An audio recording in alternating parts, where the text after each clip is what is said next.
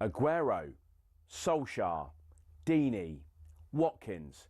Sure, you know all about those last-minute goals, but have you heard the one about the on-loan goalkeeper who saved his temporary employers from disappearing out the Football League and into almost certain financial oblivion? Back in 1999, Carlisle United, managed by Nigel Pearson, were fighting to stay in the Football League. Carlisle's finances were precarious with a capital P that season, leading to a scenario where, with 3 games to go, they had to ask the FA to sanction an emergency loan deal to bring in a goalkeeper.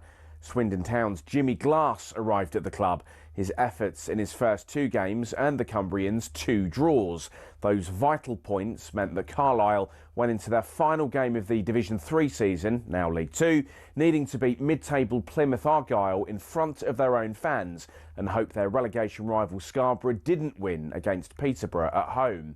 The game at the McCain Stadium finished 1-1, and with the same scoreline at Brunton Park deep into injury time, Scarborough's fans invaded the pitch en masse, believing their Football League status was secure, convinced they'd done enough to stay up. However, there'd be one more plot twist. Carlisle won a corner in the dying seconds, and up came Jimmy Glass. In one of those you couldn't make it up moments, Glass scored from a rebounded header and was promptly swamped by teammates and thousands of fans who quite simply couldn't believe what they'd just witnessed. As for Jimmy Glass, he became an overnight celebrity, but he never played for Carlisle again, and his playing career never really kicked on after that defining moment. He took on various jobs outside of football before finding his way back into the sport as player liaison officer at Eddie Howe's Bournemouth, and most recently the general manager at non-league Wimborne. Not the fairy tale ending to one of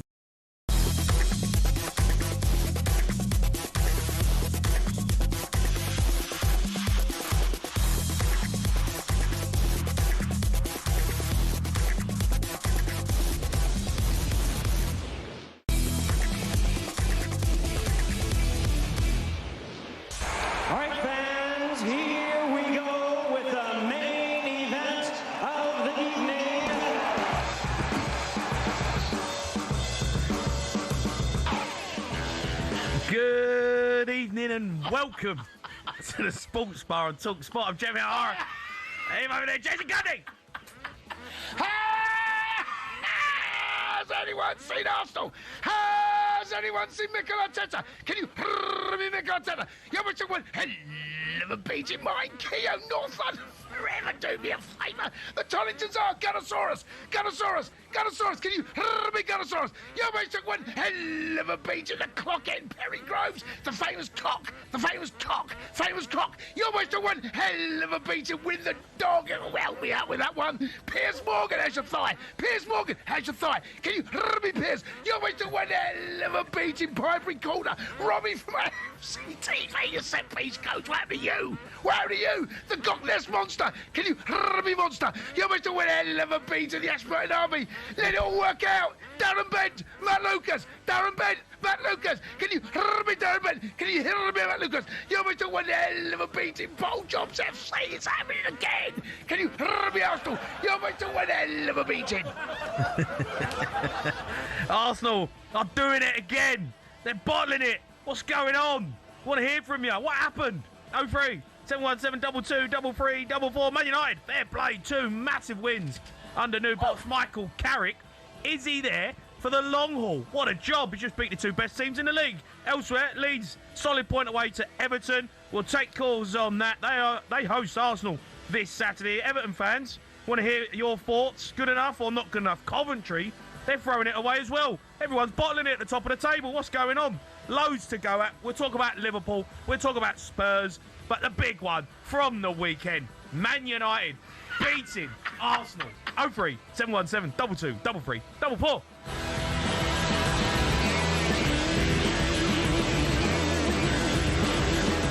Hello, mate. Hello, matey. Hello. How are you? Oh, what a show. What a show. Oh, Arsenal. What a show. Arsenal. Oh, Gooner's wobbling at the top again. What's happened? Old set piece FC. Oh, what's happened to them, mate? Old set piece. To be fair, Man United.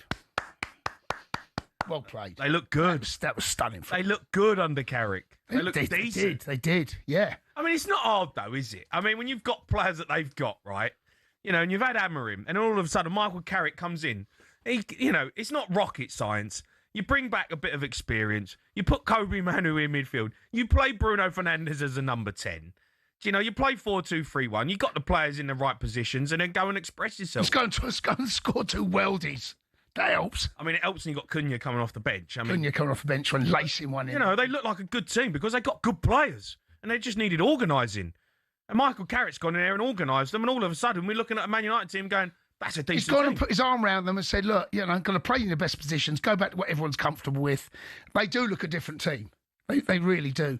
And do you know what? There's sometimes a point in a season when you can play the right team at the right time and the wrong team at the wrong time. And I do get the feeling that maybe it was a good time for United in the form they were to go to Arsenal because they've done a little bit of a sticky patch. But as far as Arsenal concerned, it might have been the wrong time to play them. Coming off the back of manager bounce, doing what they've done to City the week before, and having a little bit more of a freedom about the way they played. But what a game! But one of the best games of the season. It was sensational stuff. Amazing game, and fair play to Man United. They took it to Arsenal. Not a lot of teams have done that this season. No, but they did, and they went after them. And Mikel Arteta didn't have the answers, Jace. Answers. And it's Arsenal of. There's no Arsenal fan out this, and they are still in the box seat. They are still very much in control of where this title goes. Yeah. 4 points at this stage. Still got to go to Man City. Man City still unconvincing. I can't believe they're 4 points behind them. Can we also mention Aston Villa? Because I felt it was a little, over the weekend, only one anyone's talking about is City. Yeah. City can catch them. Can we just show some respect for what Villa are doing? Yeah. Because they are there on merit as well. Yeah, they are. Right? And Yeah, since the first 4 or 5 games of the season, against Newcastle. they are the form team. They are sensational. So let's not discount them. Everyone's looking at City. And I get it, because City have won it. Arsenal have been second the last couple of seasons. Villa have come from nowhere, and certainly beginning of the season. But I think we should just pay Villa a little bit of respect. Mm-hmm. Oh, no, the Arteta mask is fully out. He's got Arsenal tears, water bottle. What a day. What a weekend for Chelsea. Oh, dear. Do you think they're going to throw it away? If I had a pound of Cundy money, mate, I'm still going Arsenal. Are you? I'm still going Arsenal, yes. No, but this is what happens. This happens. Well, it's not even February yet. This is what Arsenal do. No. Listen, if they don't win it, this will be that. I still feel that they are the best equipped side defensively. And by the way, the record, Chelsea stays 15 goals conceded. Come a little ripple for Chelsea. Getting up the Chelsea, John Terry and the gang at the back. Boring. Yeah, the best defensive unit we've ever seen in the Premier League, still intact. No one cares. Well, listen, you can't talk about. You don't know what it's like, mate. You don't know what it's like. So look, I still believe Arsenal are the team to beat. Having said that, I can't believe City, on the run they've been on for the last, was this year really, they're running 4 points behind Arsenal. How'd that happen? How has that happened? How has that happened? Someone's got to explain that to me, because they've been terrible. Well, because Arsenal haven't put it to bed, have they? They haven't put it to bed. They've let people slip in. All of a sudden now, Arsenal look a bit shaky. Yeah. And they look like some of the stats coming out today with the players who are not scoring goals, and, the stats that are coming out from Saka. And he's got to start getting a bit more of a tune out of Saka. He's got to get Eze playing. He's got to get Noni playing. He's got to get Trossard back. Trossard's actually had a very good season. I felt first part of the season one of their best players. He's got to get Goicoech's play. He has to get them scoring in open play. He can't keep relying on dead balls, even though they're excellent at it, obviously. Yeah, they are. But I don't know whether that can win you a title. Win a Premier League. No, and that's that. If I was a Gooner, my fear would be we need to create more in open play and just. Sometimes like a breakaway or a 4v3 in your favour. Create something. Get Arsenal, they I don't know. And then someone said today on the radio that he does fear that there's an element of Arsenal, they're scared to go and win a game. Carrick yesterday, see the subs he's made. I ain't sitting back on this. And fortune favours the brave sometime, and fair play to Man United. I thought over the 90 minutes, you can't argue that the points probably went in the right direction. Well, look, loads to go at. Want to hear from Arsenal fans tonight. They've been disarray. What do you make of Arsenal fans, though? Because I see a lot of it yesterday. Everyone jumps on the bandwagon when Arsenal get beat. You start seeing all the fans. They are the worst fan base in the league, aren't they? They are, like, genuinely they are, because they are still... The cringe FC. Well, they're still top, right? That's what I'm saying. I'd rather be Arsenal right now than City or Villa. And there's people saying they want Arteta out. No, they don't, mate. They're going mad. They're saying that they've bottled it. No, they don't. Top of the league. 4 points. And look, if I was a Gooner, I would be obviously super annoyed about what happened at the weekend, but also I'd be going, look what we are. This is the first time they've been beaten at home this season. They are so hard to beat. They had to score 3 goals, United. I mean, fair play, 2 of them absolutely welded. What about the one? What's Mendy doing? What's that back pass all about? It's a bad ball to him, though. It's bouncing, but yeah. But Arsenal need to find a way to open teams up in open play. They need to find a way, mate. They need to be more consistent. Can't keep relying on own goals. By the way, he played well again, own goal, didn't he? Yeah, get some goals in for Arsenal, mate. Might get a move in the summer, you know. I tell you, good player in, by the way. Good player. OG keeps popping up for them. He's worth 100 million. if they win the title, he will be. But again, set pieces, brilliant at it. But if they don't score a set piece, where does that leave them? I don't know. Goodness, tell me I'm wrong. Well, let's go to Zach. He's an Arsenal fan. All right, Zach. All right, Zach. Hello, mate. All right. Zach, how you doing? What happened? Oh, I don't know. I'm heartbroken. I mean, what do you mean heartbroken? 2 points in the last 3 games. It's just not good enough when you're in a title race, you know? I mean, you know, we have City and Aston Villa up behind us. I mean, it's starting to get a bit shaky, you know? So Zach sounds like get a bit nervous, get a bit shaky. Oh, I am because, you know, I've seen us ball the league 2 times in a row. This is the problem with you lot. You start panicking, the old panic sets in. The fans, you feel the panic in the ground, and all of a sudden, you know, you fall off. You've got to back this side. You've got to back Arteta. I'm seeing too many Arsenal fans slaughtering the team.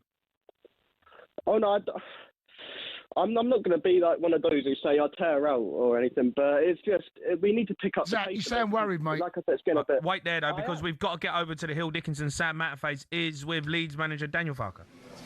Yeah, we're live on talkSPORT with Daniel Farke. And Daniel, first half, obviously dominated by you. You played brilliantly. You almost looked like the home team. Were you disappointed that you didn't capitalise on that? Well, a little bit overall. That's a good point here on the road.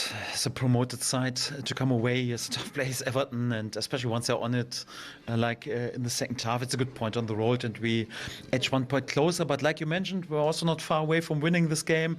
First half could have used our chances a bit better, especially Dominic should have probably scored, could have perhaps already buried the game. It was always clear that Everton at some point would show up and would have had also here and there a chance. We didn't allow too much from honest. Would have preferred a bit more possession in the second half to calm the game a bit more down. But Everton was also a top opponent. They had a impressive result last game against a really good side, and for that we have to accept also that they have their chance. They were able to convert one, and overall I would say a good point, and we take this. You get the feeling when you're watching Leeds United that everybody is buying into the instructions that you're giving them. The shape looks good, the tenacity is there, the aggression, the will to win, the running is excellent. That gives you a cracking chance of staying in the division, doesn't it? Yes, I'm proud of my boys, and also many compliments, although we were really close to 3 points today, but we also take these points.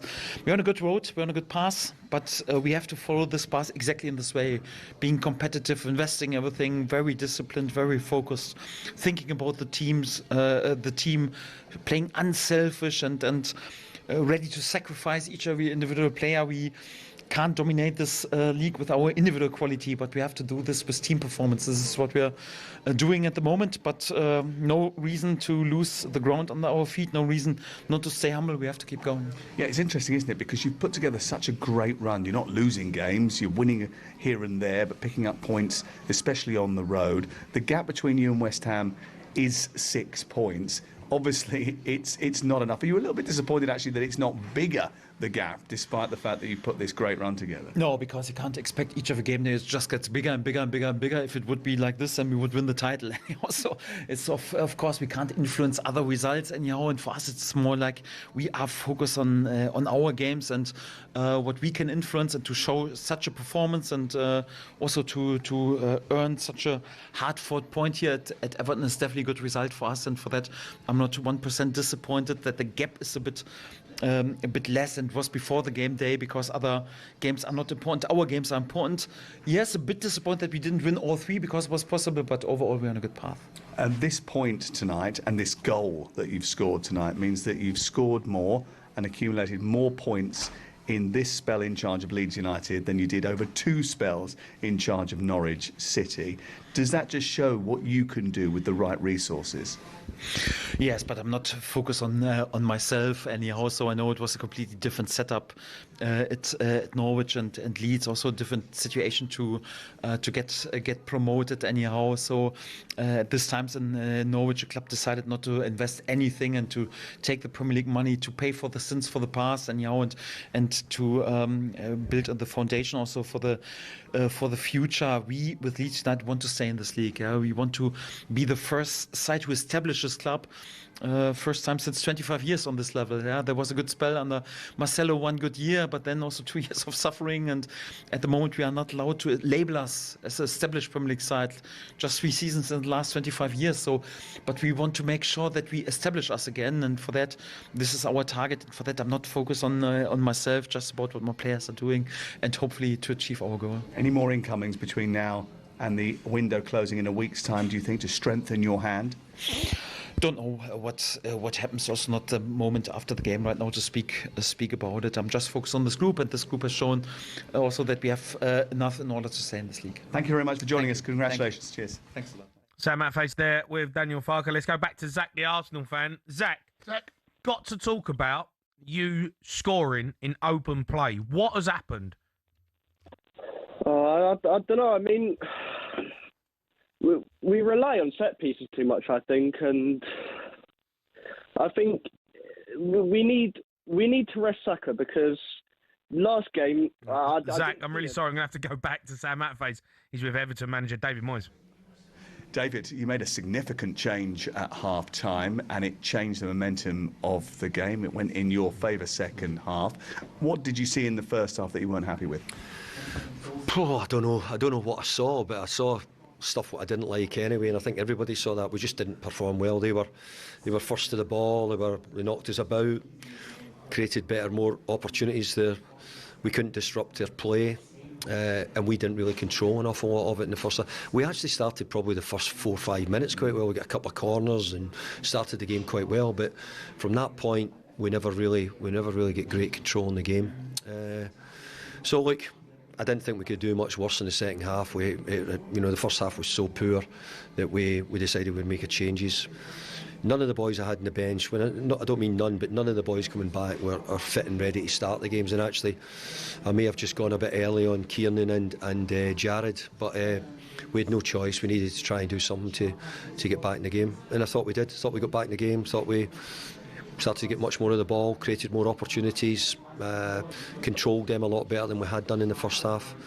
So it worked, but obviously it didn't get us 3 points, but got us 1 point. Well, you were a little bit disappointed he didn't create more opportunities towards the end of the game to win it. Absolutely, but we've said that we're not quite there yet, because we've not got we're most attacking players really ready to go, and we've had a pretty difficult January with injuries, suspensions, and all the excuses I can come up with. But in the main, we're just beginning to get them back. Kieran Dewsbury-Hall coming back tonight made a big difference in the second half to us as well, and Elaine Jai getting back in amongst the team as well. So we're needing to try and keep working on it and find ways of creating more opportunities. What you did say before the game, and it's come to fruition, is that you had faith and had to stick with Tierno Barry, and he's managed to come up with a 4th Premier League goal in 5 appearances now, and a well-taken goal. Is that to do with confidence, do you think? I think it's him getting more settled and used to the whole situation. A young boy from France coming in and settling in the Premier League and having to score goals as a striker, I don't think it's an easy job. It's not. We've seen there's been big monies paid for some strikers, and they're finding it difficult in the Premier League. It's not an easy league to score in. So Tierno's at it. He's doing much better in training. Just looks better, feels better. And I think that's just coming from a sort of settling in period as well. Talking of settling in periods, it's now since December the 6th that you haven't won here at this stadium, and there was a little bit of impatience around the ground. How important is it to you that the fans stick with you during this period so you can start putting wins on the board? Well, I said last week, if you're an Everton supporter, you'd be better being an away supporter at the moment, because our form's very good away from home. We need to get back to winning ways here, but we started here very well. We're just finding it a little bit more difficult, but it's also been partly in the month or so we've had so many injuries and boys out at different times has not made it easy for us. We don't have the biggest squad, but we've been trying to find ways of getting results, and we've sort of drawn here with Wolves, with a couple of draws here recently. So we had to take a draw tonight. Leeds are on a good side who are on a pretty good run, so a point isn't the worst result. No, you're into the top 10. Thank you very much for joining us. Thank you. Cheers. Yeah, that was Sam with David Moyes there. We will take calls on that game tonight. I'm going to go back to Zach again. Sorry, Zach. Oh, Zach. Hello, mate. All right, mate. Yeah, as I was saying, it's just I think Bukayo Saka needs some. Do you call him rest time because- Bukayo Knackered? Is that what you just called him? Bukayo Knackered. Call him Bukayo Knackered. Is that, did you just call him Bukayo Knackered? Oh, it's looked out. Oh, what's going on? This is what it does to a man. This is. That's a hell of a statement. He does look knackered. He does. He does. I mean, we're overplaying him. I mean, I think we've got a bench, but we don't know how to use it properly because Trossard. Why are we still on Trossard? I think he's more of a super sub. I think you bring him on, he can change the game in the last 30 minutes. I'd rather start Martinelli over him and then see how it plays out. And then within the last 20, 30 minutes, you're 3-2 down, 2-2. You bring him on and he scores, I mean, what about Eze and Noni? Eze and Noni? I don't think they're getting that much game time. I mean, I saw Eze score a hat-trick against Tottenham and then I never see him start again. And He ain't doing enough, though, mate. He ain't doing enough. He ain't doing enough to warrant playing. I mean, I just don't know what's going on because, like I said, Man City haven't been that Zach's great. Worried. I mean, are you worried, Zach? You're going to bottle it, Zach, you sound worried, mate. I am because I've seen it happen. I mean, we need to pick up the pace or other teams are going to catch up to us, and we can't let that happen like last time. Zach's worried, as I can tell. How old are you, Zach? I mean, I wouldn't. How old are you? I wouldn't knock back the boys. I mean, I love those boys. How old are you, Zach? 18. Oh, you've never seen him win anything. I was going to say, that's why he's worried. I haven't. I mean...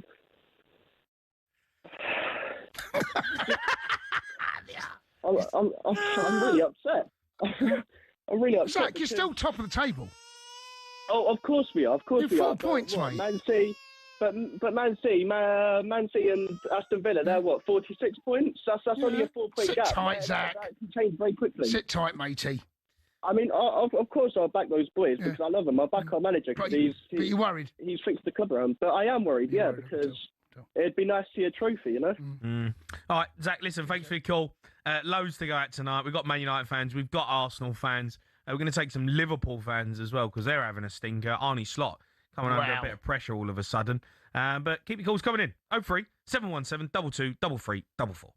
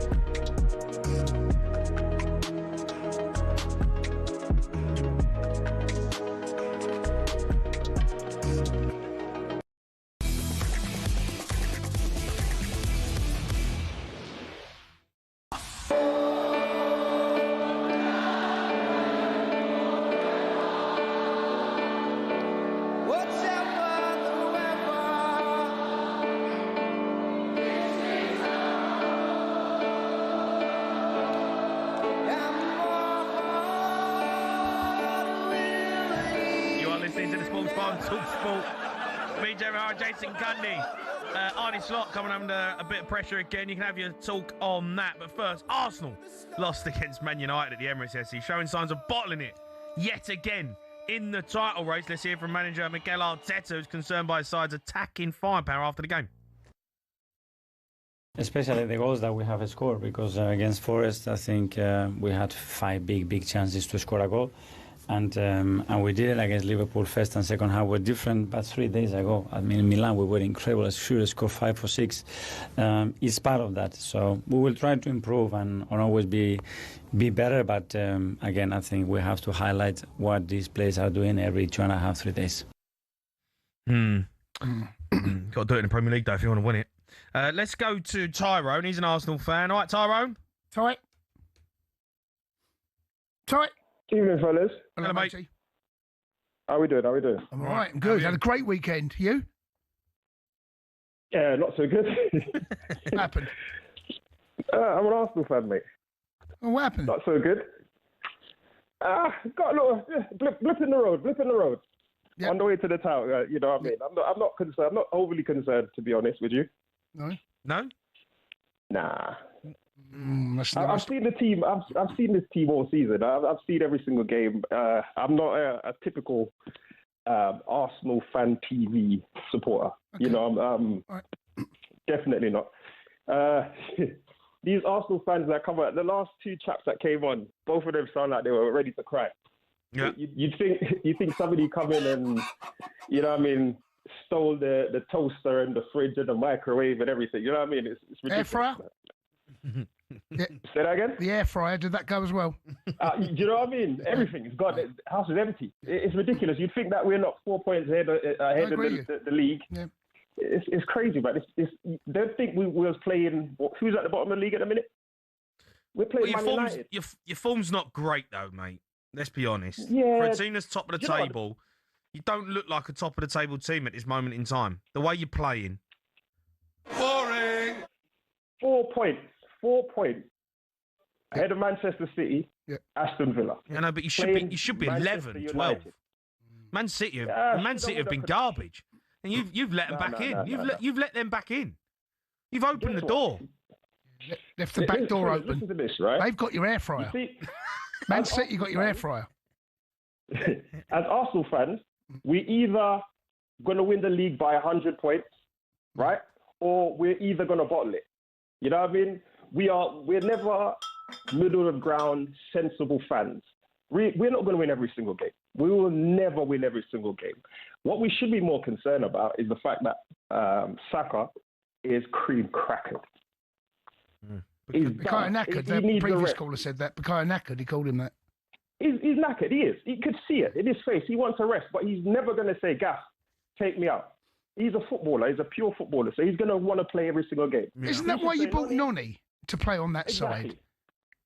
You got Eze as well that can fill in gaps. Yeah, but the problem with Madueke is he don't deliver either. Like, he's direct, and I like what he's about, but you know his end product is lacking, and that's why he keeps playing Saka, because Saka, you know, can produce big moments. He can score goals. He gets assists, but even he's stopped. Yeah. Again, but if you're not giving Noni a whole game, you're not giving Noni 3 games straight. You need to give him a run in the team. You need Saka to sit down and come on at 70 minutes, 60 minutes. All right, cool. Bob's your uncle. But Noni needs some games. Eze, for me, shocking. But he's got to get a tune out of Eze. Eze is not a shocking footballer. We saw that in the North London derby. He's a brilliant footballer. Brilliant. I love Eze. It's Arteta's job to get... Because that was always the criticism, that Arsenal, when they had injuries and lack of form, they never had the squad to back it up. Well, now you do. In those areas... You know, we've seen Saka pick up injuries. Noni comes in. We've seen when Martinelli's out. You've now got players. Trossard has always been that can deliver. Havertz is on his way back. That's a big plus for Arsenal. Havertz on his way, but you need another body up top. But Havertz, yeah. Do you know what? When we started and Jesus started up front this on the weekend against Man City, I was like, "What is he doing?" Man City. No. I wouldn't have started. If it was me, I would have said, you know what, Gokare's up front. You paid 60 million for the guy, start him. Yeah, Jesus has just come back from a long layoff. Yeah, let him come on and keep impacting, keep being an impact. Because at the end of the day, he's not going to be here for a season, next season, the season after. You know what I mean? Gyökeres is going to be here. They're not going to sell Gyökeres in the summer. He's going to be here next season. He will. Jesus, no. All right. Supply, prepare yourself for next season. Because as far as I'm concerned, if we continue to be as solid at the back, and we continue to be as durable, and we continue to be reliable, you know, we might win the league by a point. I'm not going to say we're going to run away with it. I'm not going to say we're going to score 100 goals between now and next season, but we will win. I mark it the 26th of this month, January. Yep. I'm telling you, we're winning the league. No, mate, it's not even February yet. You already bottled it. It doesn't matter. Bottled it. The cracks are already there. Normally it's like February, March time. You know, but this feels early, even for Arsenal. London is red, I'm telling you. London's not red. It's red. It's definitely not red. Not blue, it's not white, it's red, I'm telling you. Well, it's definitely blue. Yeah. 2 Champions League. Trust me, I'm not going to be Arsenal TV AFC. You're starting to sound like one. I'm not going to be Ty. You're starting to sound like Ty. Nah. I'm sensible, mate. I'm being sensible. No, mate. You just said Arsenal. Just said London's red. Of course it is. Of course it is. Yeah, mate. you sound like Arsenal Fan TV. The end of January. Yeah. Trust me. Yeah. All we got to do as Arsenal fans, stick together. Don't cry when we lose a game, because we'll probably lose again this season. We'll probably lose about another 2 or 3 games. Hope you do. The fact of the matter is, the way Man City is going on, they're also going to lose another 2 or 3 games. Do you know what I mean? Aston Villa, they're going to fall away eventually. You know what I mean? Okay. There's nobody else after Aston Villa. That's all right, anyway. Tyrone, listen. Cheers, I'm going to go to Ali. He's a Man United fan. Ali. All right, Ali. Good evening, guys. How are you? What's all this doom and gloom talking about Arsenal? Can we just focus on United? How great United have been? Yeah. I know. Go on, then. Fair play to you guys are being a bit too one-sided, focusing on how bad Arsenal. Let's talk about how great United. Go on, then. It's your job. Listen, we've gone to the best team in England, the best team in Europe, unbeaten at the Emirates, and we've gone there, scored 3 goals, and beat them fair and square, and we were the better side. Yep. That's the first thing. And I think you should be giving credit to United how great United have been. And the last 2 games, whatever happens this season, the last 2 games, the enjoyment, the joy I got from those 2 results is absolutely priceless. Honestly, we've had our bad times. We've had really, really bad times. We've been the lowest point ever. But these 2 games, and fair dues to Carrick, absolutely brilliant. Yeah. I just want to touch on a point about these so-called legends, right? You know, saying, and Keane saying, you know, even if Carrick goes 17 games, wins all 17 games, not going to get the job, he's not going to. That's ridiculous.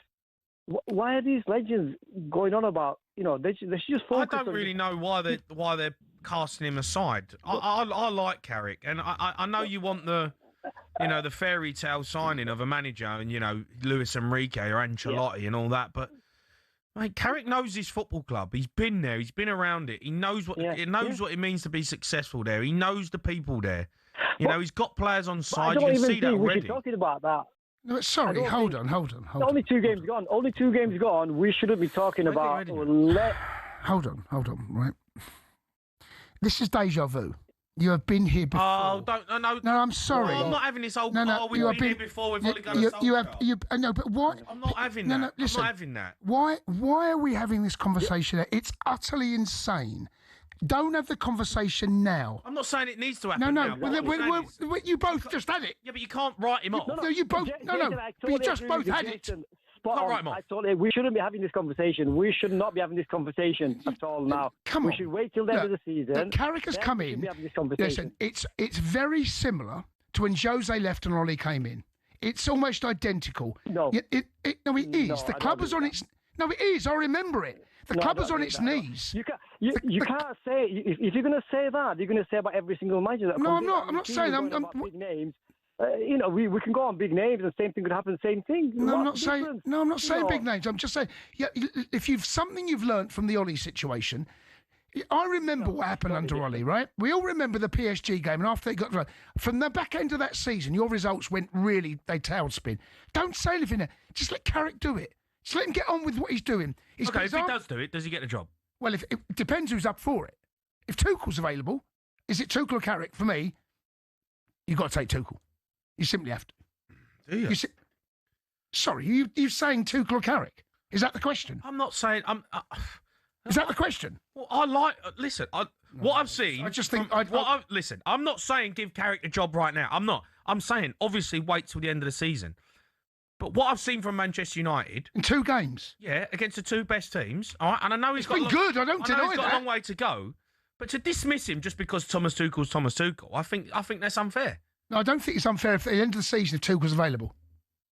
I really don't. I think if Manchester United... Look, Carrick is doing a really good job 2 games in. I can't believe this conversation is even off the ground. We should shut callers down and say, wait to the end of the season. Yeah, of course I'm saying wait to the end of the season. But Ali's not saying sign him now. Why bring it up then? Well, because I don't get the conversation. No. Jason, I agree with you, Jason. We shouldn't be having this conversation now about Carrick. We shouldn't be saying things like, even if we win 17 games, we're not going to... That's ridiculous. I heard Keane saying that even if he wins all the games, he shouldn't get the job. We shouldn't be having this conversation now. And I think, all these ex-players, they should be backing him or not making comments like that. It's disruptive. They should focus on just, disruptive. I don't think Carrick will listen to any noise. I think Carrick's just come in, done what he's done. His football's a simple game, and he's gone back to it's quite basic. I'm not taking anything away from him, but it's not basic. Well, he's playing the best players in the best positions. Yeah, that's not rocket science. No, it's quite basic. But then they've also played with an intensity I'm not seen. No, that's right. They're playing forward. They're moving the ball. But these are basics. These are things that you should do. Okay, but if a manager... I'm not taking anything away from him. Let's see. Let's just wait. 2 games in. And the conversation... this feels as though if this conversation is taking place now, has no one learnt from the Ollie... Oh, yeah, but, I hate that. Well, why would you hate it? Because history... Because history's going to repeat itself. No, it's not Ole Gunnar Solskjaer. But Ollie got the job before the end of the season. That was the mistake they made. And I don't think they're going to jump at that opportunity, but you can't... Who else was going to come in for Ole Gunnar Solskjaer? Who else? I can't remember. Why? I know. No one. The sports bar weren't. We weren't going to employ him. Might have done. I don't know. Why did they have to jump? No one was forced to make that decision. No one was forced to make that call. No, and at that time, just turn around and say just because we got it wrong with Ole Gunnar Solskjaer, we can't do that again. Michael Carrick could show that he's got the minerals to be a top manager. I'm not saying he hasn't. I'm just saying the fact the conversation's taking place now. It's such a knee-jerk football reaction. We all saw the Rio Ferdinand situation. Sign it now, Ollie at the wheel. We all saw that, right? Okay. I know, that was a knee-jerk fan reaction. No, but this might be different with Michael Carrick. Learn from your mistakes. No, but you say learn from your mistakes. Was Ole Gunnar Solskjaer that much of a mistake, by the way? Yeah, I think it was at the time, yeah. I think, I called it at the time. I said it was the wrong call. They got beat PSG away, and after that... Didn't the next season, they actually done all right. And then they signed Ronaldo, and then it all went wrong. You won nothing, mate. Yeah. I know, but I'm just saying that was the wrong choice. Manchester United, Carrick can get Man United in a great position, having Champions League football. By the way, Man United, it's a bit of a cheat code. No, they went out the FA Cup, no League Cup football, no Europe football, right? If you want someone that's going to navigate your way through next season, and Man United look they're going to get European football, I think you need someone that knows how to navigate their way around Europe. Maybe Carrick can work with him. Does Rossini know how to navigate his way around Europe? Well, he does actually. Does he? At Strasbourg. Does he? Oh, Strasbourg. Well, he's managing Chelsea. Well, I'm saying, but he does. Well, he's done it this season.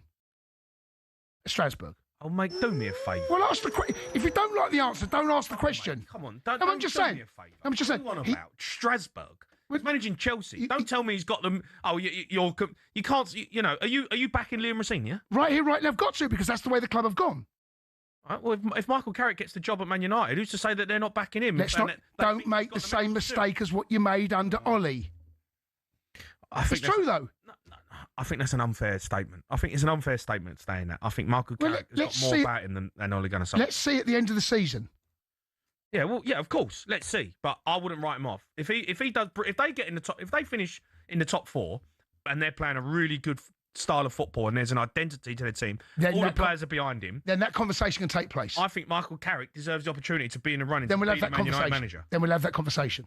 But right now, after 2 games, it's nuts. Okay. All right. Look, keep the calls coming in. Want to hear from Arsenal fans, Man United fans?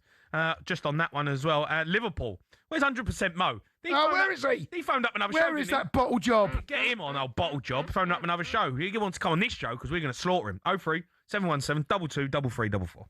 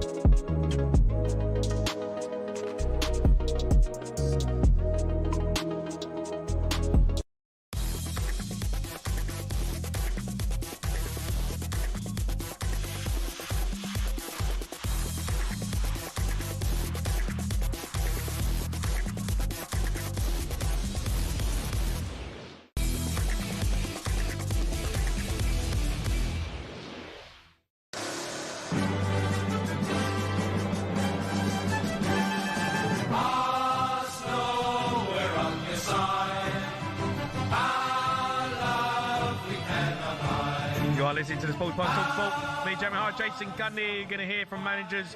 Huge night in Europe, live on talkSPORT Network that's coming up. Arsenal, though, they lost again against Man United at the Emirates. Let's hear from Manchester United interim manager Michael Carrick, who says he's keeping the players grounded despite heading into a favourable run of games. I understand why you're saying that, but we don't look at that as being favourable. It's literally one game at a time. Take the week as it is. Take what we've had from the 2 games now and use that and use the confidence. But be humble enough to understand what it takes to win games at this level. And the league's tight, you know. Anything can happen in any week, so we got to be ready for that, and definitely not taking anything for granted. Yeah, Michael Carrick obviously got some decent games coming up. If you win them big ones, all of a sudden you get some nice fixtures. Let's go to Shane. He's an Arsenal fan, though, right, Shane? Yes, mate, you all right? All right, Shaney. Shane, what's going on? Shane. What's happened? Yeah, no, I just wanted to call in. First of all, like the performance yesterday, I think the football we're playing at the moment is so defensive, and it's pretty boring, to be honest. Especially, thing is, I was at the Liverpool game and I wanted to leave in the 60th minute. Like, they had 6 at the back, sometimes 7 at the back, and our build-up play is so slow.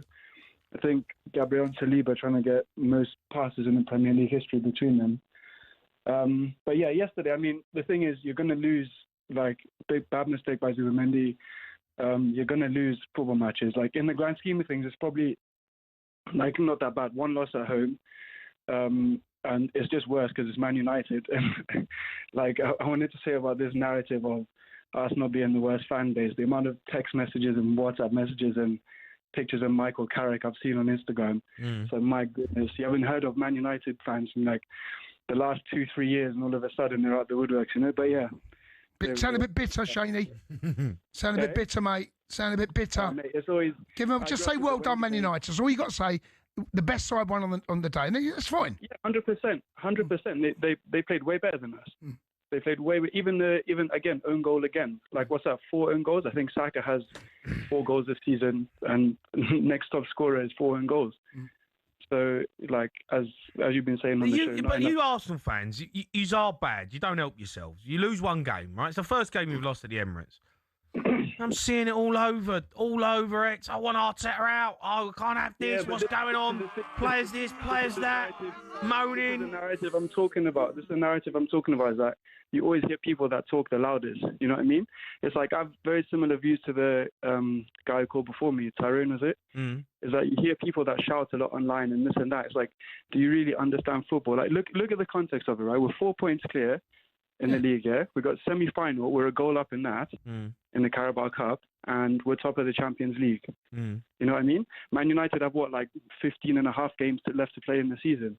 Yeah, like, enjoy your win. Fair play, you beat us, but we beat them, I know, but you're not playing well, though, are you? That's the issue. No, listen, you've done unbelievable to get to this point, right? And you're in an unbelievable position right now in all competitions. Fair play to Arsenal. Yeah. But there is an underlying issue. You are not creating enough goals. Yeah, you can't win the Premier League by scoring set pieces. No, you can't. I'm sorry, it won't happen. Like, you know when we had that first title charge, when was it, 3 years ago, yeah? And the thing is, we were scoring 5 goals. What was it, like, 5 goals against, or 6 against West Ham, but then we'd go to Luton and what was it, like 4-3? Do you know what I mean? So Arteta's seen a problem where we're scoring a lot, but we're conceding just as many. Do you know what I mean? And you can't win the league scoring last-minute winners every game as well. As like Liverpool tried it beginning of the season. It's just not sustainable. So in the last couple of seasons, I mean, from when we had Rob Holding at the back, losing to Spurs, getting rinsed by Son at the Tottenham Hotspur Stadium, he's gone, right, we have a serious problem. We need to be more defensive, or be more defensively sound. Right, we've solved that problem. But I think what that's done is taken away so much our attacking element in the game. You know what I mean? Like yesterday, I see Saliba plays a ball into Odegaard. He's coming deep for the ball. He pinged it back to Raya. I'm like, what are you doing? Play the ball forward. You see Rice, when we conceded the goal, Rice plays it into Saliba, I think. Saliba pings it to Zubimendi. Rice is running into space. He plays, do you know what I mean? He's trying to play it back. It's like, play the ball forward. Why is it so hard to play the ball forward? And because you're worried about giving the ball away. This is the problem all of a sudden. You start getting nervous on the ball. Man United didn't look nervous on the ball. They're free-flowing. They looked to play forward. They moved it quick. They took risks. Well, I'm watching Arsenal play, and it's too tidy. But you don't unlock teams when you keep passing it sideways all the time. Exactly, but why do we do that? Because it's too slow. Where are we giving the ball away? We're giving the ball away in our defensive third all the time. If you're losing the ball in United's box or in their half or whatever, You have to deal on the counter. Fair enough, that's how they play. But if you're going to lose the ball, lose it up there. Do you know what I mean? Take a risk. It's like Liverpool. The thing is, Liverpool came to the Emirates, and like that was the most boring game of football I've ever watched. 6-7 at the back. There are 2 right backs on the pitch on the same side. You know what I mean? So it's like, okay, breaking that down. I mean, they're still champions, you know, at the end of the day. That's going to be tough. Forest away is what it is. But yesterday, they were better than us. That's it. And I think a lot of teams have been better than us this season. But, yeah, I mean, like I'm saying, in context, it hurts because it's United. Like, I grew up with Wenger, Ferguson days. Like, I had people I've not spoken to in like 10 years pinging me messages. Like, yeah, I know. Nice one. They're all going to come out the woodwork, mate. That's the problem. Everyone wants to see Arsenal fail, sadly, don't they? Apart from Arsenal fans. Shane, listen, thanks for your call. Cheers, Shaney. Loads to go at. Obviously, we're going to talk about Arsenal and Liverpool as well. 100% Mo, we're going to get him on. Where is he? Because we got. Where is that little? Everton, they drew tonight against Leeds. Leeds, by the way, we haven't even talked about it. Leeds are doing really well. Leeds played really well first half. I thought Everton were pathetic first half. Someone like, and do you know what Tarkowski winds me up? He's meant to be a big captain leader, honestly. I thought he's got to lead by example a bit more. I felt the first half, mate, always going down, looking for that cheap free kick. Centre half, go and win the ball.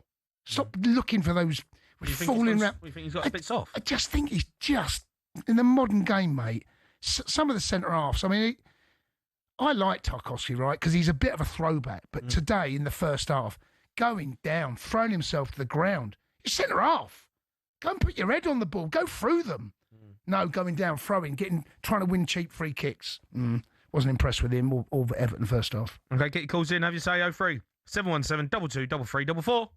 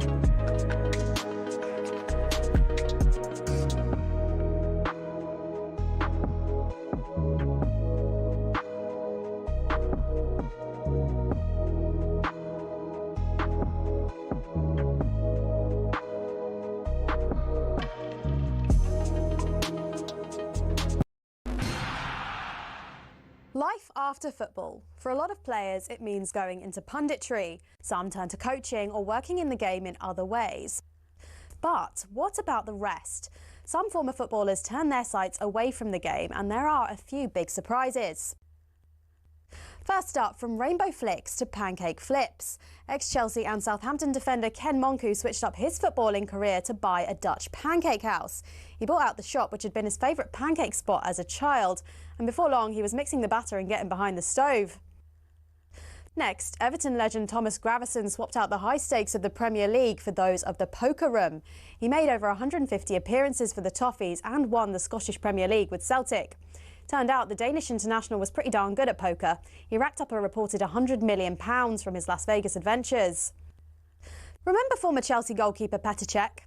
Turns out football nets weren't the only goals he was pretty handy in front of. After retirement, he became a goaltender in ice hockey. Same skills, very different surface. And he even won a Division 2 title with Guildford Phoenix. For ex-Liverpool centre-back Daniel Agger, it wasn't just fancy footwork that was in his blood. He was also pretty good with his hands. The Denmark international turned to tattoo artistry after he hung up his boots. He'd qualified as a skin artist while at Anfield, and he then became the co-owner of his own tattoo company as well. It's not all glamour for ex-pros, though. 1966 World Cup winner Ray Wilson set up a very different kind of business. He became an undertaker after he retired. Finally, not many people can say they've won both a World Cup and starred in an Oscar-winning film. In fact, there's only one person in the entire world who can say that. Frank Leboeuf, the former Chelsea defender, was part of the 1998 France squad who won the World Cup. He ended up marking Brazil's Ronaldo in the final and helped his side to a 3-0 win. But Leboeuf had already begun acting on the side while he was playing football, and his biggest role came some years after his retirement when he landed the part of a doctor in the Stephen Hawking biopic The Theory of Everything. I embrace the career of acting, so I want to learn more. So seeing lots of movies is a part of my...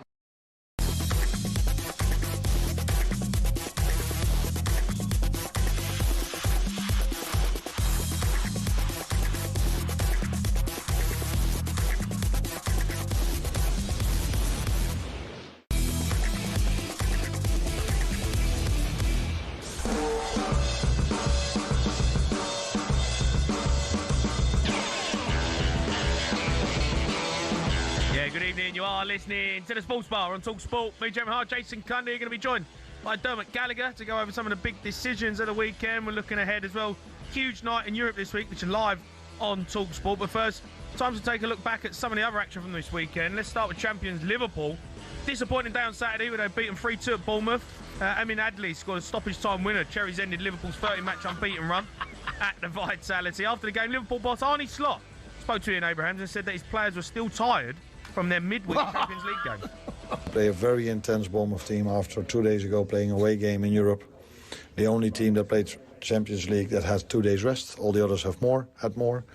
But again, my players showed mentality, came back to 2-2, but I think it's fair to say that in the last 10 minutes you could see a few of them were tired. Sorry, what?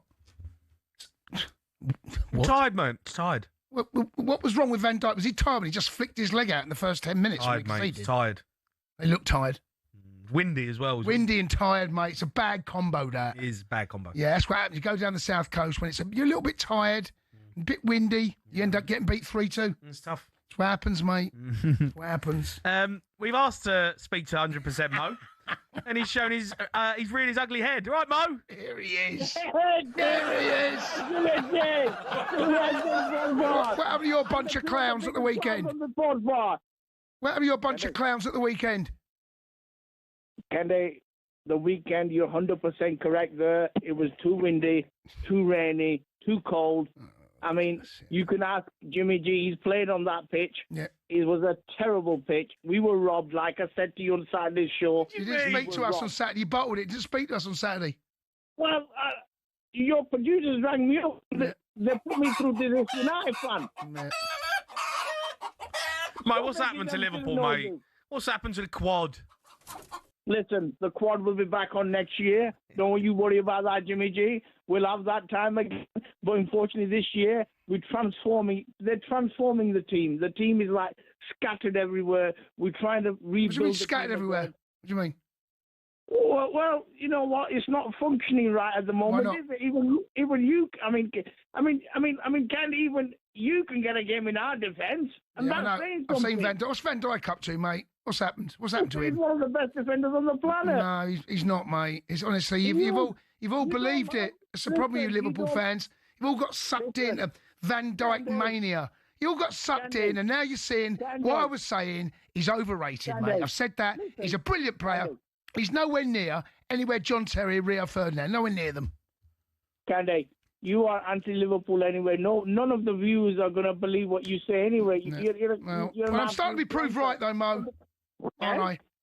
Starting to be proved right, mate. Right. John Terry done it for nearly 20 years. Listen, John Terry, and don't get me started on John Terry, yeah? Rio Ferdinand, don't get me. Do you know what the best defender in the Premier League history was? Tobin Picnic. He was brilliant. What's happened to Liverpool, though, Mo? What's happened? Liverpool are the best team on the planet, man. You're not. It's not functioning right at the moment. We're not. We're not functioning right. Listen, we still got the Champions League to go for, the FA Cup to go for, and we can still finish What about the League ahead Cup? of Arsenal. What about the League Cup? What? What the League Cup? What? Oh, sorry, you're not in that. Sorry. Sunday. What? Shut up, man. What? Shut up. Seriously, you're annoying This me is now. a Don't pathetic annoy me. title defence, though, Mo. Absolutely pathetic. It is a bit pathetic from you lot. Listen, It is. on a serious level, yeah. The blame all goes to the owners because they didn't invest in the team. I mean, you look at our bench and What? What? Did invest in the team? You spent over 100 million Honestly. twice on two players. Mate, listen, there was no. Listen, look. What? The investment needed to be more. We needed to buy. I mean, look at our bench. I mean, look. It's kids, man. It was absolutely kids. What I are mean, you Jimmy on Greaves about, was gonna Mo? go. What are you on about? What do you mean, look? It was kids. We don't have a bench. We've got young Endo there. I mean, Endo. I mean, come on. Endo. I mean, it's just, look, we've had a bad time at the moment. We're not functioning well. Why but not? We're still there. Why aren't you We're still functioning? going to finish higher than City. What's happened to Van Dijk? We're still gonna higher than Arsenal. What's that the greatest defender the Premier League's ever seen? What's happened to him? Listen, Candy. Greatest Premier League defender ever. You just don't like Van Dijk. Well, no, I just want to know what's happened to the greatest defender the Premier League has ever seen. You just don't like Van Dijk. No, what's happened? I'm just saying. What was happening? He was doing the can-can at the weekend, twerking a couple of weeks ago. Now he's doing the can-can. It was windy. Candy, it was windy, man. The rain. The rain. Windy. It is windy down on the south coast, Mo. It is windy down there. It is. It was terrible. Yeah. I mean, anyway, Jimmy, you can't talk. You lot drew with Burnley. No, don't worry about us, mate. We're fine. We're fine. We're sitting No, pretty you know what I mid-table. mean? Don't worry about us. Bournemouth are a good team, I'm telling you. Good team, They're a Burnley. good side. Burnley, good team, Mo. Good Yeah, team. Bournemouth are a good side. Listen I mean, to every blokes. time Candy's team gets beat, he's never on radio. We can't get hold of him. Mo, what's going on with Liverpool, mate? It's a terrible title defence. You're making a bit of a mockery of this now. It's becoming embarrassing. It's not terrible. There's been worse title defences than ours, Candy. Yeah. Chelsea had one. Yeah, we had one. You not remember? Yeah. Chelsea had one, yeah? Leicester had one. Do you not remember? Yeah, we won back-to-back Premier Leagues. So you lot incapable of winning back-to-back, mate. This is the problem with you lot. You rock up one season and you have a holiday the next. Poor from you lot, mate. Candy. Poor from you lot. Listen, like Jimmy No. G says, we were not bought by a billionaire, a Russian billionaire. No, but you spend money like it, though. Never came in. If Mr. Bromwich never came in, you would be nowhere near Candy. Yeah. You'd be playing in the third or the fourth division. So how can you say anything about anybody, about anyone? I'm looking. And you, as a I've got defender, the Candy, hold on. Got the league table here, you were Mo. Terrible, Candy. Mo, You were terrible. I've seen your YouTube videos. Mo. You're absolutely shambles. Mo, I've got the league table here. Jason I've got the league table here, Mo, and all I've got is the top five. Don't know where you are. Where are Liverpool? You 10th? 11th? Where are I? Can't. I've only got the top five.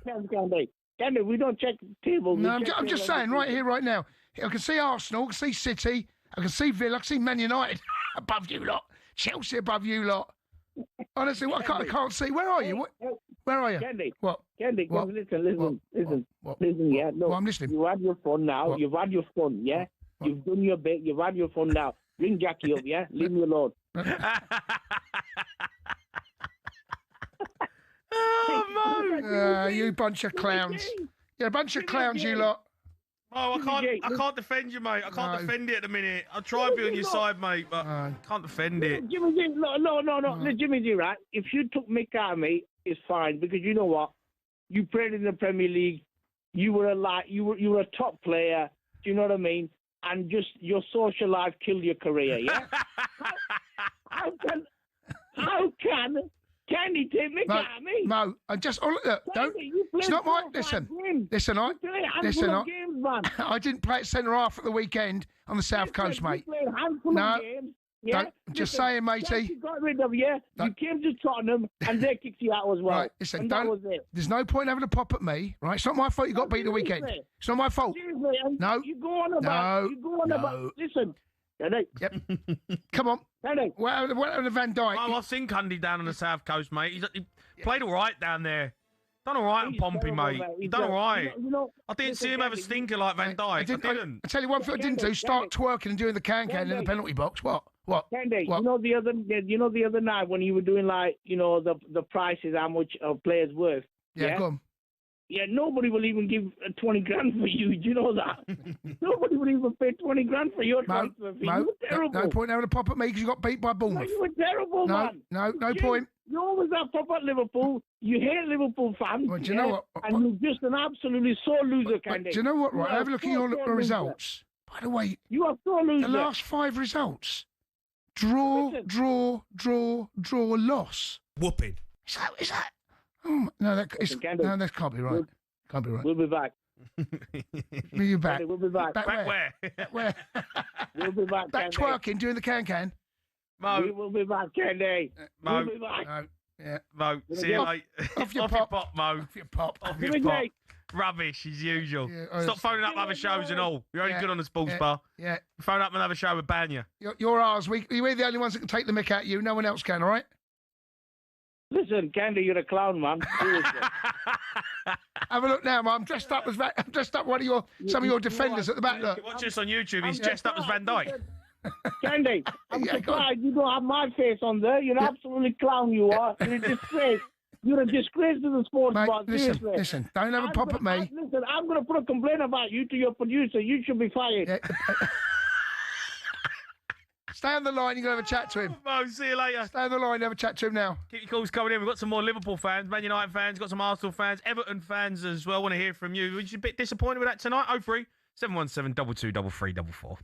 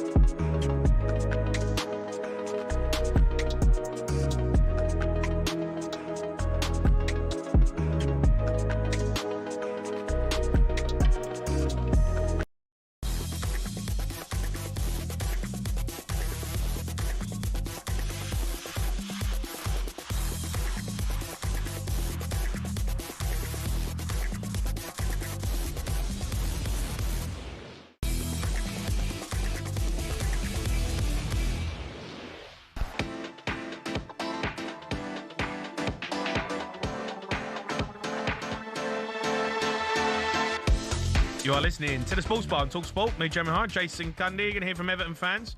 Disappointing result. Let's get the latest odds as well with talkSPORT Bet.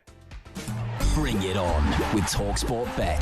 Download the app or visit talksportbet.com for all the latest odds and offers. 18 plus, gambleaware.org. Right, Rhino. Good evening, lads. How you both doing? You well? Yeah, we're all right, mate. We're all right. How was your weekend, Rhino? Oh, can I just say, that's one of the best weekends I've had in such a long time. This is the best sports bar I have ever listened to. You two are doing an absolutely sterling job. Long may it continue. Hats off to you both. Give you both a round of applause. This has been unbelievable. Yeah. What the Arsenal fans shaking about? What's all this about? What's happening? A bit nervous, aren't they? A bit nervy. Yeah, I know. But Man United are back. Listen, I'm not going that far because this will get clipped. But what I will say is a last-minute Bournemouth winner and then a last-minute Manchester United winner. Honestly, you couldn't write it. What a weekend it was, lads. So this is the happiest I've been in years. I'll go as far as years. Amazing. Yeah, fair play to Michael Carrick. Look, we got a big week coming up as well. Champions League is back. Spurs against Frankfurt. What are the odds? Because Spurs got some serious injuries. Oh, yeah, I know. And it was the Champions League, wasn't it, last week that gave Frank a bit of breathing space when you think about it, because the momentum was really building about him. It just gave him a little bit of leeway. Now, I said it to you last week when I was on with you, Jay. It felt like a banana skin, that Burnley game, and it ended up being one. But there's some comfort to be taken in this because Frankfurt's drop-off since last season has been steep. Honestly, they haven't won in 6. It's been a terrible run. Spurs aren't at home, which can play in their favour, to be honest with you. And your favourites. Your favourites, despite being away. You're 4-5 odds-on favourites. Frankfurt 31-10 at home. It's been a tough season for them, I'll be honest. And the draw's on at 29-10. Now, when you're trying to get creative with this, Jay, and you're looking at any-time goal scorers, you can genuinely, some teams it's from the midfield, some teams it's obviously from the strikers. You can genuinely look at your centre-backs. I mean, Romero scored in his last 2 as well. Yeah. I mean, he's 14-5 to score any time. Is Romero fit? Because he kicked the advertised ball in at Burnley, didn't he? And he got injured. There's question marks. Yeah, you need him to be. Him to be. There's question marks, but you can look at even Van der Ven, as you mentioned, 17-5 to score any time. Now, obviously, it's a centre back, and you expect it to be steep, but they're in amongst the goals for you guys. Yeah. But Spurs to win and both teams to score is 5-2. And I do expect you guys to get over the line, given how bad Frankfurt have been this season. It's positive. It's positive. You know, we get automatic Champions League qualification. That's really talking about automatic. Yeah. What about the world champions, Chelsea? We travelled to Napoli. They're on a wretched run. I know the Champions League, they got beat the weekend as well. I seem to remember. Yeah. Another bad run and a big narrative behind this, because it could be the game of the day, the Conte derby. I mean, he'll be in the dugout welcoming his former club. But as you allude to there, Cundy, Napoli need maximum points to avoid going out. Yep. It's a big game, this one is. And I don't mind telling you, away from home, Chelsea are favourites too. They're on at 5-4. Napoli 2-1 in this must-win game for them. And the draw's on at 13-5. This is going to need a Conte masterclass. Again, I'm looking at what you can look at. I think a few will look at Chelsea to win and both teams to score at 100-30. Garnacho, I know that's a bit of an outside shout, but whether he starts or whether he comes on, he'll be involved, and he seems to be a bit of an impact. An assist is boosted to 9-2. So if you're looking for an outside shout, that's not too shabby. But I'm going to give you Enzo Fernandez to score any time at 43-20. Getting amongst the goals, set pieces, and penalties if Palmer doesn't start. Right. So one to consider for your bet builders. But Chelsea favourites, Joe. Okay. World champions. All right, and talkSPORT's live commentary, PSG v Newcastle. Big game, this. Yeah. I know. Both sides sitting in the top 8 of the competition as well. Both level on 13 points, actually. What a fixture to finish a group stage in. Newcastle will at least make the playoffs because of those 13 points, which is the first time in their history. So what an occasion this is for them. And they're coming off the back of that Villa loss, though, so they need to shake that off ASAP. You would expect PSG at home to be favourites, and they are at 8-15. Newcastle 9-2 to beat the current holders, and the draw 7-2 as well. Now, when you look at the firepower, just clicking Bet Builder on talkSPORT Bet and looking at all the anytime goal scorers, you're sport for choice. You really are. But I'm going to look at Kvaratskhelia. He's my favourite amongst them all. He scored their only goal in match 7, and he's 7-5 anytime. Or he's 19-2 to score 2 or more. That's a booster. You can look at a Newcastle 1-up early payout. If Newcastle go 1-up, talkSPORT Bet will pay out at 13-10. So if you want that Newcastle bias, you can look there. But It's going to be a cracker, this one as well. It is going to be. I still think Napoli-Chelsea is going to be game of the day, but this one should be tasty as well. Okay, Rhino, you're a star, mate. Thank you. Cheers, Rhino. Cheers, boys. Take care. Right, that was a look at the latest odds. Thanks to talkSPORT Bet. Terms and conditions apply. 18 plus. BeGambler.org. Bring it on with talkSPORT Bet. Download the app or visit talksportbet.com for all the latest odds and offers. 18 plus. GambleAware.org. Everton played out a 1-1 with Leeds. Let's go to Ethan. He's an Everton fan, right, Eve? Right, Eve. How are we, gents? Up the toffees. I'm all right, Eve. What did you make of the performance tonight? I thought that first half was dire, but it took us to about 60 minutes to really get going. Yep. Thought Branthwaite looked a bit shaky when he came on, but settled in. Armstrong had an okay 45 minutes, but I think that last half an hour was positive signs. Yeah, the first half was a really strange performance. I thought Leeds were excellent. Went 1-0 up. I thought Leeds were excellent as well. Yeah, they were. But here's the thing, right? I can't believe that all over the pitch, Everton got bullied. Physically, you got bullied. You allowed Leeds to go in your backyard and stamp their authority on the game. And I couldn't believe that. What you were saying about Tarkowski, do you know what? I completely agree with you. He annoys me, Tarkowski, because he is such a... He's one of those centre-halves, right? He's perfect for David Moyes. He puts his head on anything. He'll go through anyone. He's 100%. And he's always looking for that little cheap free kick. And I'm like, you got the armband. You're the one that sets the tone. You should be pointing fingers around there, telling everyone you go and win your tackle. And he's the one that's going down and look. He annoyed me first half. Second half, much better. You could see Coleman on the sidelines in that first half, in the second half, almost managing from where he was warming up. He wouldn't have been happy. That's the leader. That's what they need. He's setting the example, and he's not even playing, so they need to learn from that. But if you'd have said to me at half time, a point would be a good result, I would have bit of your hand off. Yeah. Another day you go and win that, actually, because it's second half. I do have to complain about one player, though, Mikalenko. His output going forward is just not good enough at this level. He's just, every time, you could see it a couple of times tonight, Branthwaite would have it on the left-hand side, and Garner would even have it as well, and he'd be scared to play it to him just because they're just not convinced at his output. He looks frightened of crossing. I thought he'd done all right dribbling when he come on. Made a few things happen. He a bit frustrating down that right-hand side and maybe put the ball in a bit earlier. Frustrating when he squared it. He should have just hit it. Yeah, he should have done, At the keeper, who knows what happens? Win a corner, but he was okay. He didn't set the world alight when he came on, but he's still only young, so he's got time to settle in yet. But 40 million on a player like that. No, he's a talent. Thank you. Thanks for your call. I'm going to go to Theo, who's a Liverpool fan. Theo. Right, Theo. You all right, lads? How are we? Yeah, Theo, look, it's flattering to deceive a little bit, Liverpool. You've had a bit of an unbeaten run, but they're all draws. Yeah, it's just been such a weird sort of run we've been on recently. I think Jamie Carragher put it pretty well earlier on Sky Sports when he said that Liverpool aren't a team this season that's going to really do anything in the league, but in Europe they're looking pretty good and pretty dangerous. Yeah. And that's all due as the kind of excuse that Slot keeps on popping back up with is the whole low block thing, which if you want to be a good manager, you've got to be able to deal with the low block because it's going to come up anywhere and everywhere.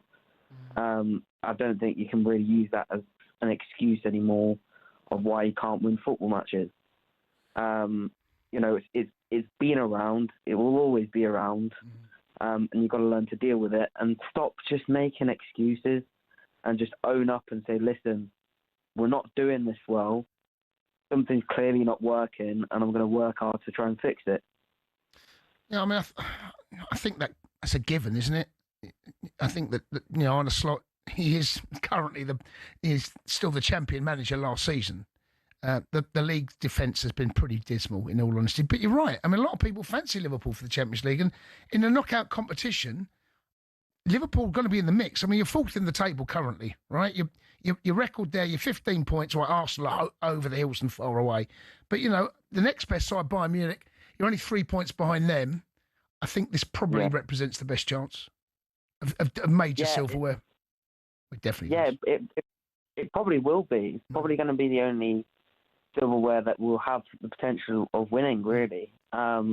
Still with the FA Cup. Yeah, we've got Brighton. But we've got to play Brighton, and Brighton's not going to be an easy game. And we just can't seem to beat any Premier League teams. It's amazing, actually, that you can be so iffy in the league, yet in the Champions League, it's been a pretty solid. All right, they've had a couple of defeats, but it's been a pretty solid display, largely. But in the Premier League, it's like, look at the weekend. I just think teams in the Premier League are tougher to beat than in Europe. I think in Europe, it's a bit more free-flowing. Yeah, they go and win games because they got nothing to lose. You've got to try and get up the table in the Champions League. Some big dogs waiting though, isn't there? I know they've played Real Madrid. Yeah, no, I'm not convinced they'll do anything in the Champions League. I don't think they'll get to the final. But I think they can cause problems just because of the fact they're Liverpool. Yeah. But Premier League form's been nowhere near good enough. Theo, listen, thanks for your call. We're going to continue taking them, but we've also got former Premier League referee Dermot Gallagher. He's coming up next.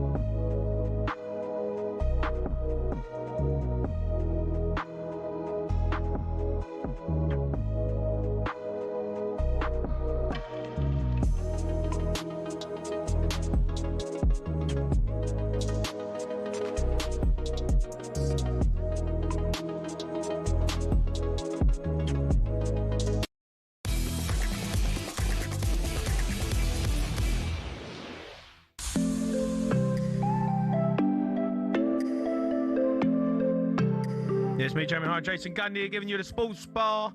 Still to come, I'm going to run you through tomorrow's back pages. But first, time for this.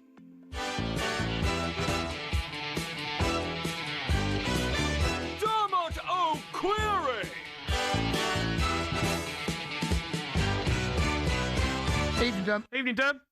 Evening, both. How are you? Yeah, we're all right, matey. We're all good. Good. All good. Right, let's get stuck into it, Derm, because a few decisions, handball ones as well. And look, obviously the new referee, was it Farah Halam? Farah Halam. Yeah, he come in and done the game, and a big decision. Obviously, he ignored the advice of VAR, Darren England, who thought it was a penalty. He stuck with his original decision. What do you make of it, Derm, before I give my opinion? I think it's to be applauded. I think it was tough for Farai because it's his first game. He's got a good view of that. If you actually watch the video, he's coming in, he can see that.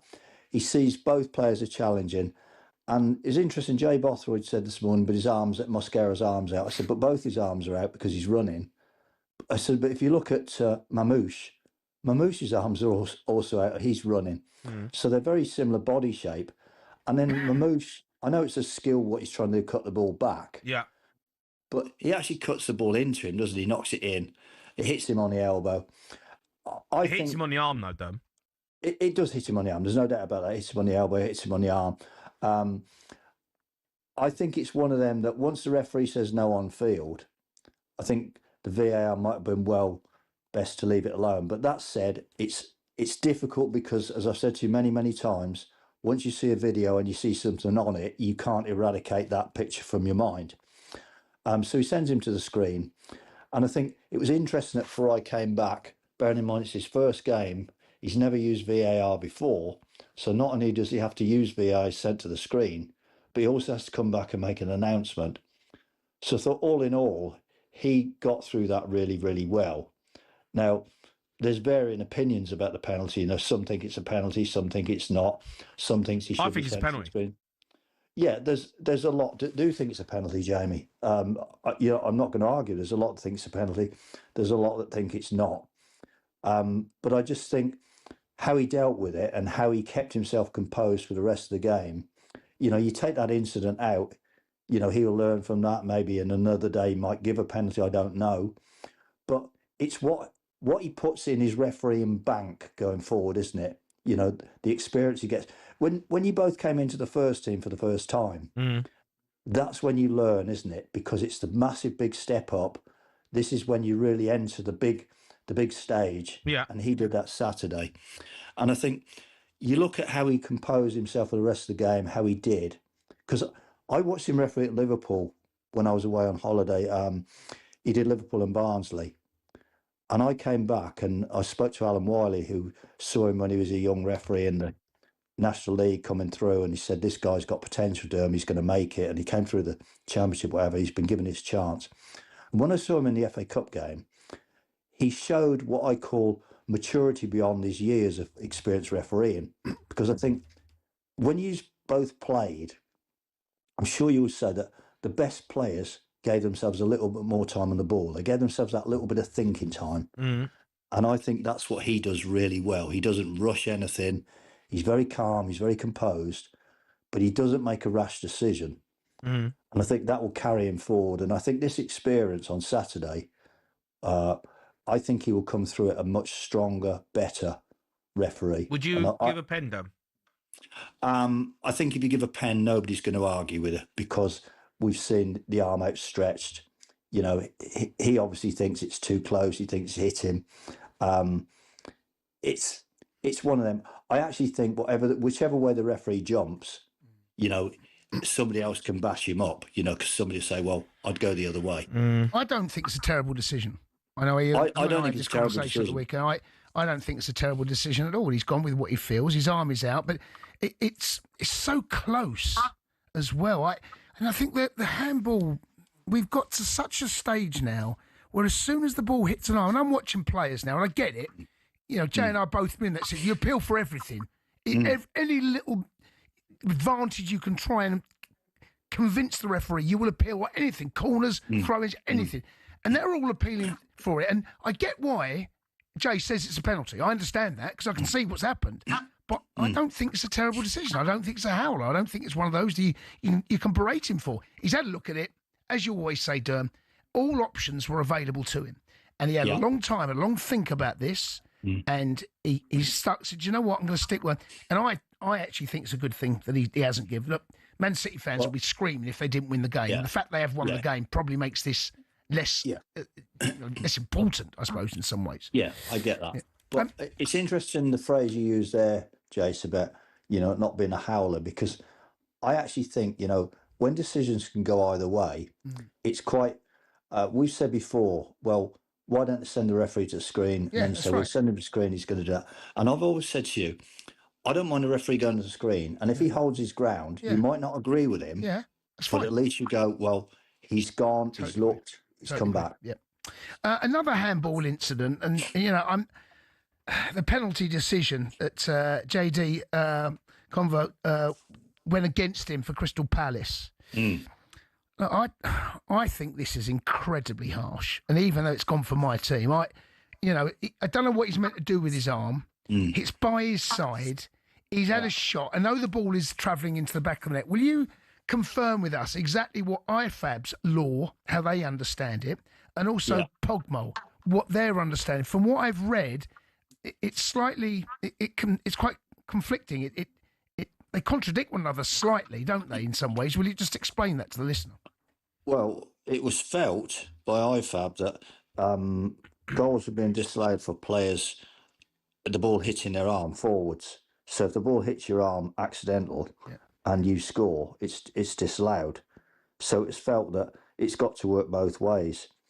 I was invited to the PGMOL conference at Twickenham in July 24, and their director of refereeing stood up for the law changes.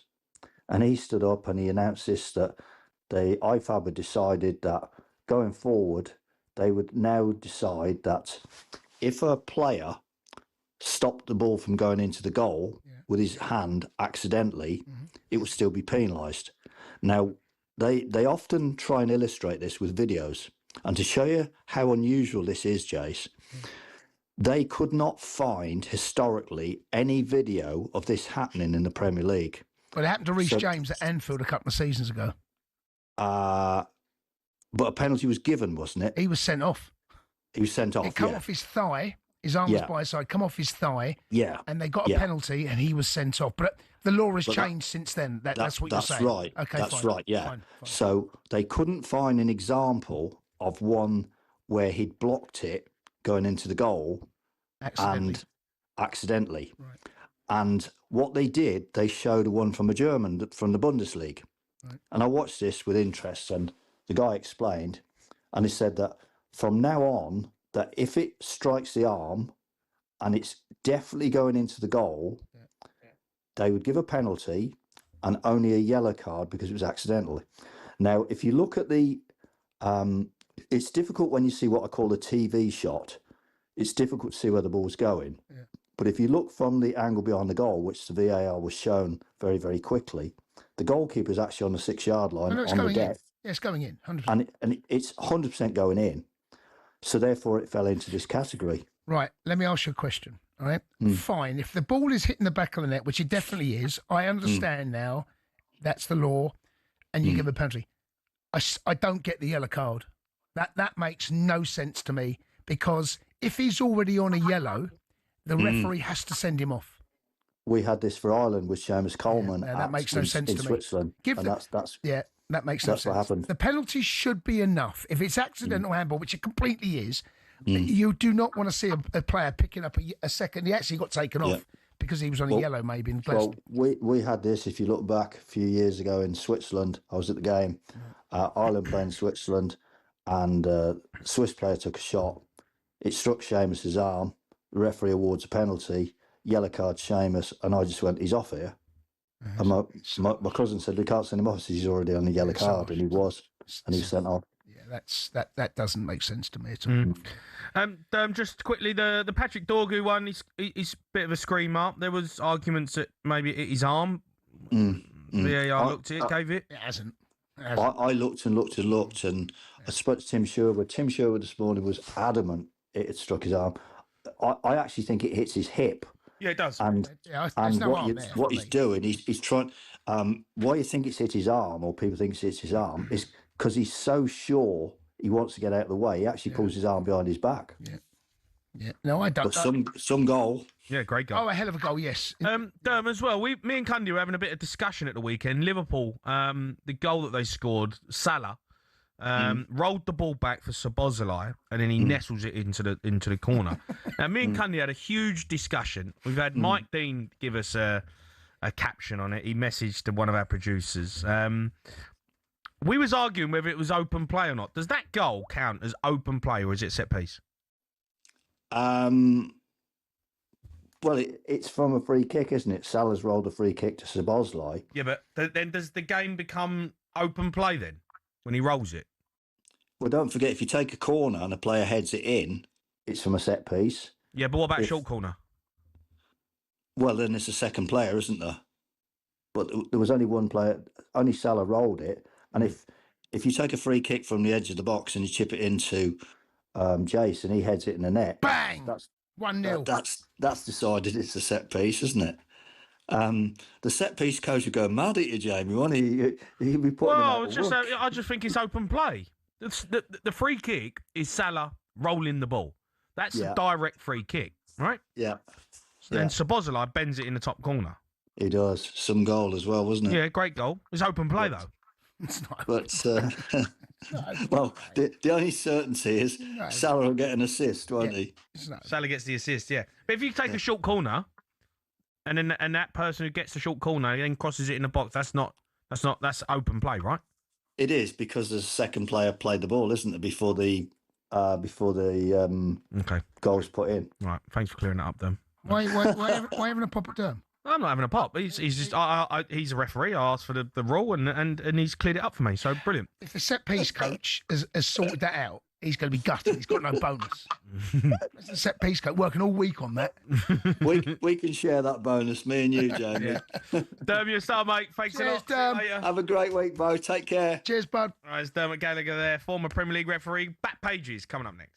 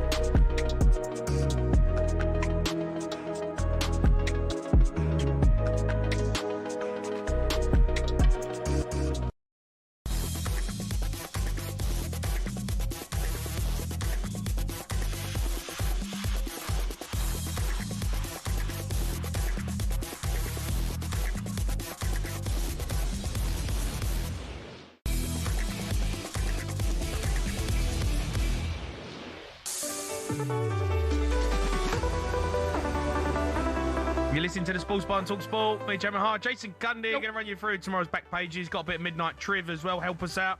But first, the latest episode of talkSPORT's brand new podcast, How to Win the World Cup, is now available. Matt Ford, Alex Brooker speak to French World Cup winner Emmanuel Petit, reveals they had a premonition before the tournament that France would win the final at home against Brazil. A long time ago, I said France would organize the World Cup in 1998, and then France will win the World Cup 2-0 against Brazil in final. When I said that, 10 years before that, in the press, people were looking at me, this guy is crazy. So what, you'd said that? Yeah. You saw it coming? We call that a premonition, right? But you had a genuine premonition of it? Yeah. How, what, vivid? Yeah. Clear in your mind? Even now, when I try to explain it, people think, what is he saying? This is the truth, this is reality, and there is a proof, in the newspapers, long time ago, before France was designed to organize the World Cup. So this is the proof that it was not meant after the organization, it was before that. Emmanuel Petit there speaking, a bit of a legend in. What's he know about winning the World Cup? He was some player. He scored in the final. Yeah. He was an unbelievable player. When I was at Arsenal as academy player, he was a left-footed midfielder. Yeah.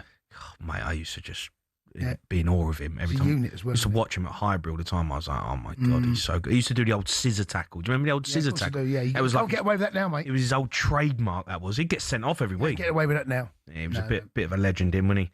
Premonitions as well. I think that happens quite a lot in footballers. What? Did you dream of doing a late night radio show with me? Is that no? Is that the premonition? No, never. When you were tired, you thought, what will I do? What am I going to do after? What I'm doing? Got no money. What am I Can't going wait to to do late night radio with some idiot. Dressed up as an old town. With a mask on. Oh dear. Right, no, time for back pages. JC! Right, Jack.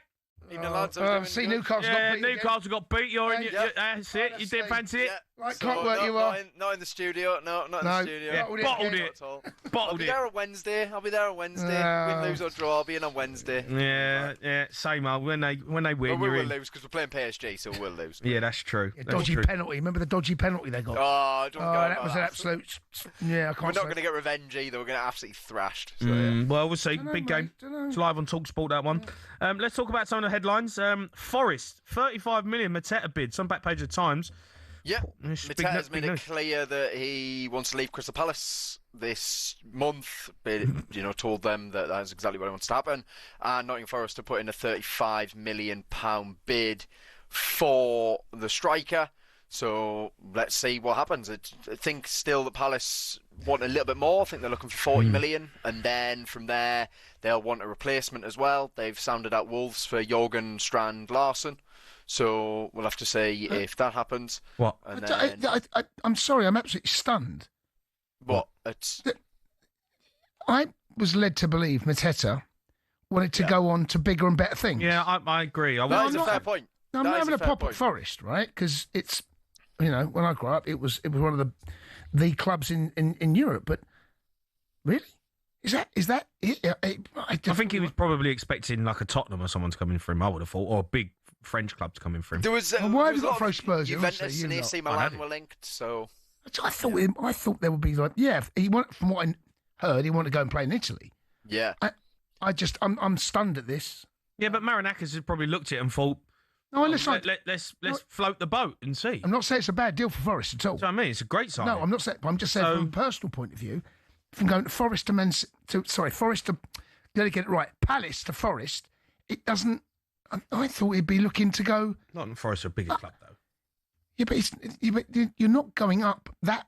You're not elevating your career to a platform where you can go and play. I thought Champions League football was what he was after. He could play for. Probably going to play France in the World Cup, right? Maybe. Right? I just thought he'd be looking for bigger things, that's all. No, that's a fair point. I mean, to be honest, he's not in great form. He's only scored one Premier League goal in the last 11 games. Recently, yeah. And he was looking for 140 grand a week to stay at Palace. So let's see. Not enough for us to pay that. That's what I'm thinking. I'm thinking they probably might be putting down at least over 100 grand a week anyway. To go. Okay. Back page of Daily Telegraph. Football took Dad away. Yeah, really sad story this. So Hayley McQueen's dad, Gordon McQueen, died from CTE, which is like basically a horrific brain injury, and an inquest into the death has finally come back today, and it's revealed that essentially they can find a direct link between him heading the football and the disease that then made like the last few years of his life absolute hell. So that came out today. Extremely sad situation. She's been, campaigning and stuff around heading in football, especially sort of in youth leagues, etc. So we'll have to see, I guess, how what this news will change, certainly in the game of like a grassroots level and for kids and stuff. I don't know how you can necessarily take heading out of the game at first team level, but yeah, obviously a really sad story. Indeed, yes, there's no doubt about that. We've got a front page story here. It's a bit of an uncomfortable one, to be honest with you. It's the Beckhams again. It's a very sad scenario. Brooklyn, their son, has he's come out and criticised his family. What's this story all about? Yeah, so this is the first time the Beckhams have all been seen in public. So they were in Paris for Victoria to receive an award of some sort. So they wanted to put on, I think, a united front. So they're all there, essentially. There's obviously no Brooklyn there. After it was about a week ago. It was a week ago today when he released that Instagram statement where he essentially said he was done with his family and accused them of all sorts. I suppose the response there from Victoria and David is to just have them all, the rest of them all together and put on a united front. And can we stop giving this oxygen? I'm very I'm sorry, but very uncomfortable. I know it's David Beckham and I get it, and he's a huge star, and he's but it's a family matter. They fell out. Yeah. And what happens behind closed doors happens behind closed doors. The trouble is, I just don't get the oxygen that we keep giving it. He's in Paris. He's with his family. Brooklyn's obviously he's not there. They fell out. So I don't understand why we keep going. It's like, why is it front page? I agree with you. Beckham sells, doesn't he? Unfortunately. That's the thing. It has put them for whatever reason, back in the spotlight, hasn't it? Yeah. So I'm very uncomfortable from now on is going to be scrutinised and. Yeah, it's very sad. It's very sad. I'm going to not give it any more oxygen and move on. The main story on talkSPORT.com. Cole Palmer.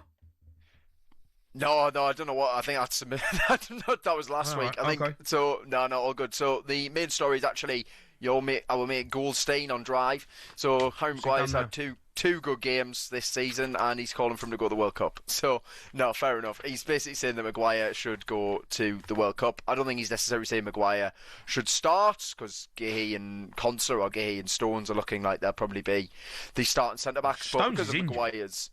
Well, Stones is injured, yeah. So Gahey and Konsa, but we're not littered with huge options, are we? It's got to be in there as an option. He knows it's the worst shout in the world. No, he's not. It's not the worst shout. Like Tuchel has not called him up yet, but I guess that was for maybe because Maguire wasn't really playing, I suppose, and not playing well.